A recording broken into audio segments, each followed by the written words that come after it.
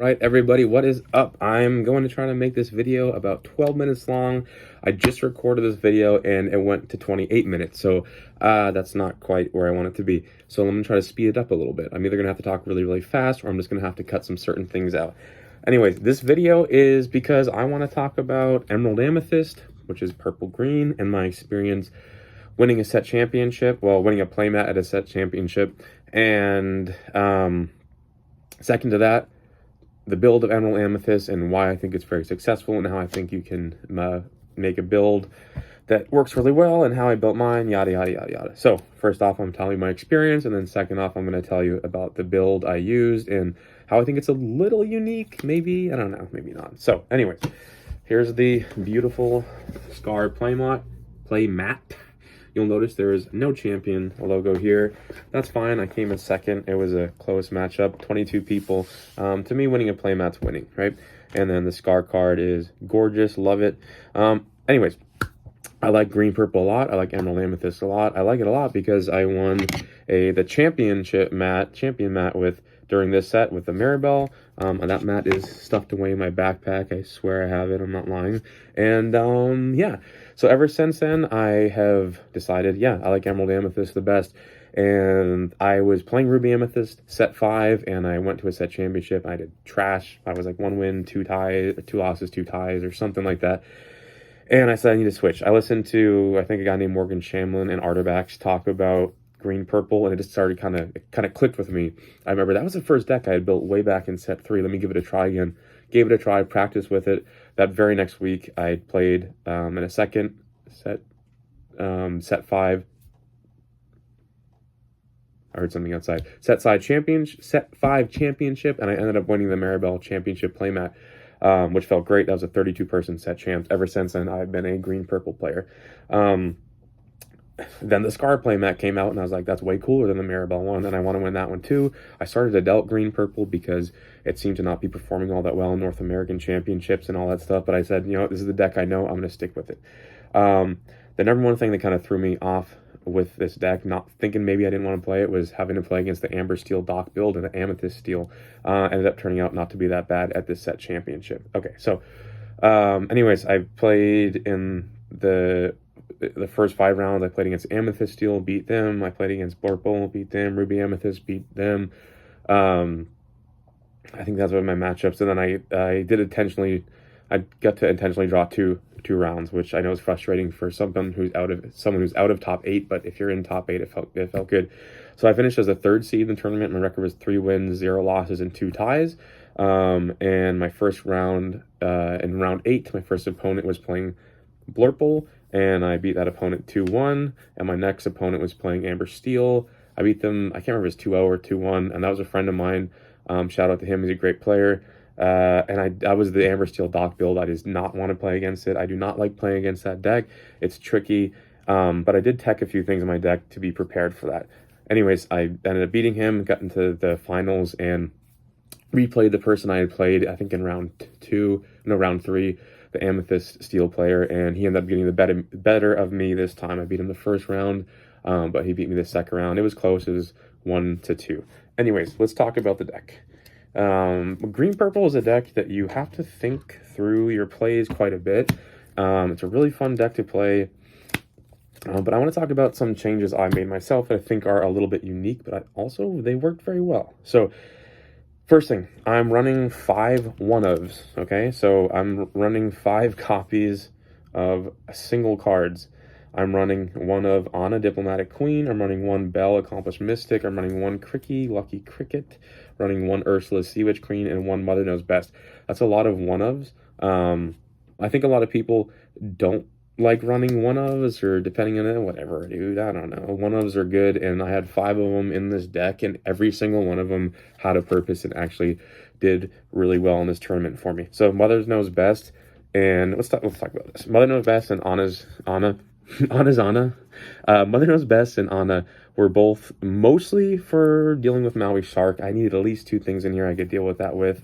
Funny enough, didn't play any Ruby Sapphire, which is kind of a bummer because Emerald Amethyst likes to prey on Ruby Sapphire. So the fact I didn't play any and still got to play in that, I was pretty happy with that. Cricky, very specifically for against boards that go wide, like Amber Steel, Stupid Head, Doc Build, and Amethyst Steel. This is for helping in the Amethyst battles when Genie and Elsa are beating up on each other, and then Belle comes in and helps with that quite a bit. Actually, I think this card was the reason that I was able to beat Amethyst Steel in that first or second round. Ursula, super good card. Especially when you're playing against Amber Steel, just super beefy. She gets down. People don't expect her to get shifted all that often. And the fact that you can quest with her and then exert another character can kind of put opponents in a lock if you've already dealt with their board and they're just kind of top decking like this. Top decking, and then you can play Ursula and just go like this a bunch of times and attack, and it's really frustrating for them. And then also on top of that, she's good because she stops your opponents from singing songs. Yes. So those are the 5 1-ofs. I'm telling you, this might be ridiculous to have 5 1-ofs. I don't care. I use every single one of them. And there was really never a point where I drew one and I thought, I don't want that card. The only thing I will say is I want to try to find a way to get 2 Bells in there, because there's so many situations where you can run Belle or play Belle that I didn't even think of, right? Before I played, there's ways where if your opponent has a Genie on their side of the field and you run your Genie into their Genie, all you do is get 2 damage back, and then you play the Belle, and then you take that 2 damage and you put it onto their Genie and kill their Genie, and then the 2 damage is actually removed. So now, instead of running a Genie and an Elsa into one Genie, and then you have 2 damaged characters on the field, now you actually will have 2 non-damaged characters on the field.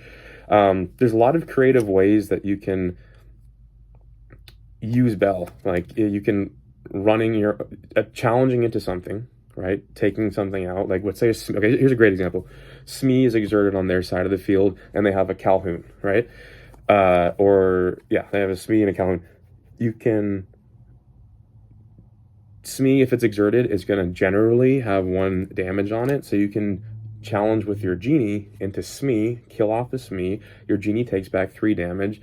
You play Belle, you then take the 3 damage off of the Genie, and then you move it to their Calhoun and get rid of that stupid Calhoun, right? Stupid Calhoun. Calhoun's a great card. I just don't play Steel that much, so to me it's stupid. So there's a lot of creative ways where you can actually take things out with 1 card, and then don't play the Belle until after, because you might have damage you can move around. Also, Elsa, the 5-cost Elsa is a card that tends to just hang around on the board with a lot of damage on it, and Belle can come in so clutch and just move damage around to different characters. Yeah, this card, be creative with the way you think about it too, is really, really good. Cricky is great against wide boards. For example, I'll drop a 1-drop Olaf, a 2-drop Ursula, rip their song. I'm thinking Amber Steel or Amethyst Steel. On turn 3, play a Cricky or a Cloud Kicker and return something. Turn 4, Genie, and then all of a sudden you have this wide board. And a lot of times there's kind of like a standoff between Emerald Amethyst and Amethyst Steel, or Emerald Amethyst and Amber Steel.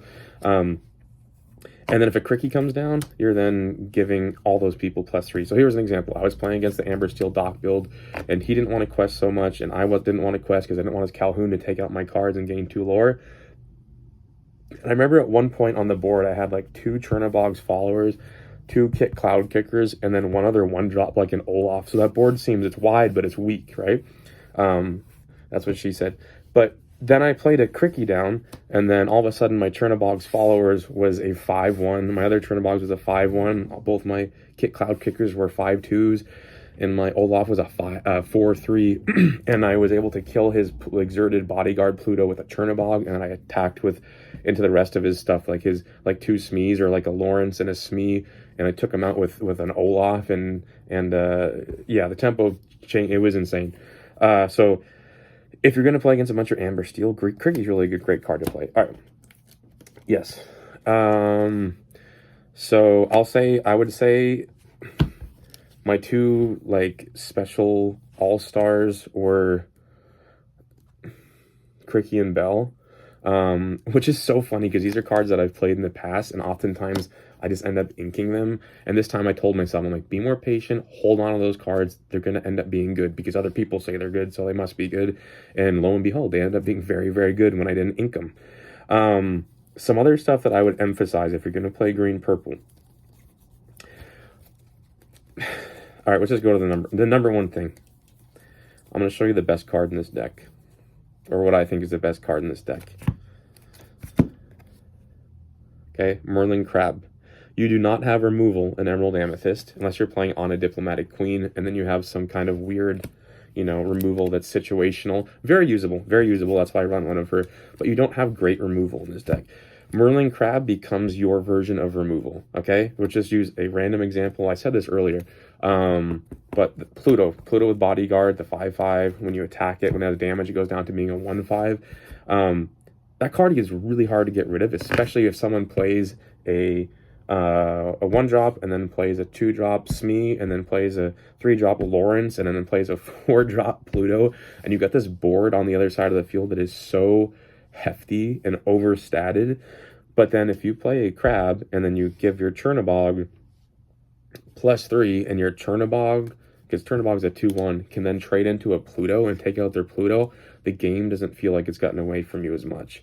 Or playing a Crab on turn 3, buffing up your Olaf, and then Olaf can challenge into a Lawrence. There's just, it's just such a great card. And the fact that it can give +3 when it goes into play and comes out of play is just, that alone is so, so good. Because you can give, technically, if you have a Crab and then you snake the Crab, you can give either 2 separate things +3, or you can give one of your characters an extra 6 attack. So technically, yeah, whatever. It's really good. Crab, like the best. My draw power in this deck is no Clarabelles. It was 4 genies and 2 rabbits, and then the 1-drops that replace themselves. I did 3 Go-Go's. 4 seemed like too much. I was drawing her when I didn't want her. Goats are amazing. Elsas are good. You want 1-drops that stick to the board, okay? That's my biggest, in this current meta, my biggest important thing I could tell people, or that I learned, is you want 1-drops that stick to the board. Because yes, Curse Merfolk is a good card. It quests for 2 and it makes opponent discard a card, but it doesn't stick. It doesn't stay. I do it on 2 of them because I actually think in late game it can sometimes be better than early game, because you can spread the board wide and you get something down and you play multiple things and a 1-drop Merfolk, and then your opponent has to deal with this 1 cost that's questing for 2 and is going to make him discard a card, and it can cause a lot of havoc later on in games when you're spreading the board. But as a 1-drop, even against Ruby Sapphire, where you want to go aggro at the beginning, a Tipo kills Curse Merfolk. So you get the 2 quests and a discard, but you could also just play, an Olaf or a Magic Broom or a Pegasus that's evasive, and it's going to get that same 2 quest, because Tipo would have to attack 3 times into an Olaf for it to get rid of it. So I'm not saying Curse Merfolk's overrated. It's a great card. But I think in this meta, you want your 1-drops to stick on the board so that later on you can play a Crab, and then you can trade your 1-drop into another card. That is probably the most important thing I've learned. So much Amethyst Steel. I think like a third of the field was Amethyst Steel, a third of the field was Amber Steel, something crazy like that. So those 1-drops sticking is going to be a lot of times the difference between you winning and losing a game. Hence why I put 3 Olafs in this deck. People think Olaf's not all that great. Well, guess what? Olaf is good when you're able to pair it with a Merlin Crab or a Cricky. So that's my main thing I would say. I'm not saying to run 5 1-drops in here. I think there's a way that I could turn this deck into, be slightly more streamlined. Like maybe instead of an Ana, I could put a second Mother Knows Best. Maybe I could get rid of a big Ursula and put a Belle into the deck. A second Belle, kind of streamline it a little bit, but this did do well. My biggest thing is just control the board. If you're playing against Amethyst Steel and Amber Steel, control the board with good trades using your Crab, and then sometimes Madam and Fox, of course, is really good. Madam and Fox can actually be a negative tempo swing for you sometimes, so I actually think a better turn 3 play is a Crab buffing up a 1-drop or an Ursula and then trading that. Control the board as much as you can, make good trades using Crab, maybe Cricky, and then try to keep draw going at the same time by getting genies down and then, singing friends on the other side with genies, or playing a rabbit and then bouncing it with a fox and the fox attacks into something. That's my best advice. Against Ruby Sapphire, just go aggressively at the beginning as you can, get things to stay on the board, and then play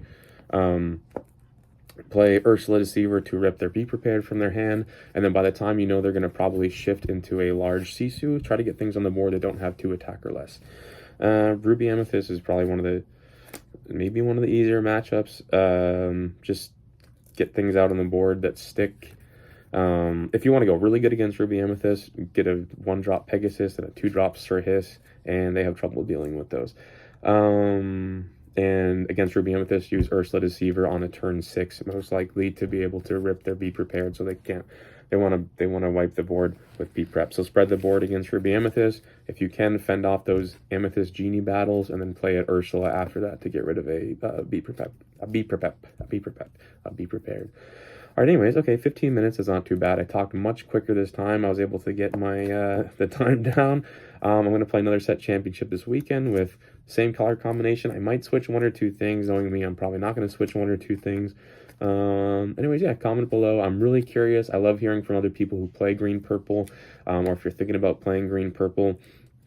It might seem a little weird and confusing to use at first. You might wonder, like, why is it a good deck? But it really is a good deck. It really is a good deck. And yeah, comment below, leave suggestions for me, or I love to hear other people's play lines. I love to hear, like, for example, another play line I can share with you really quick. I love to hear stuff like playing Olaf on turn 1. I'm using Amber Steel Dock and playing against that as an example again, because that was such a tough matchup. Play Olaf on turn 1, play Ursula Deceiver on turn 2, rip a song, play Cloud Kicker on turn 3, maybe bounce back their turn 1 play, because you know you can't bounce back their turn 2 because they always have 3 attack.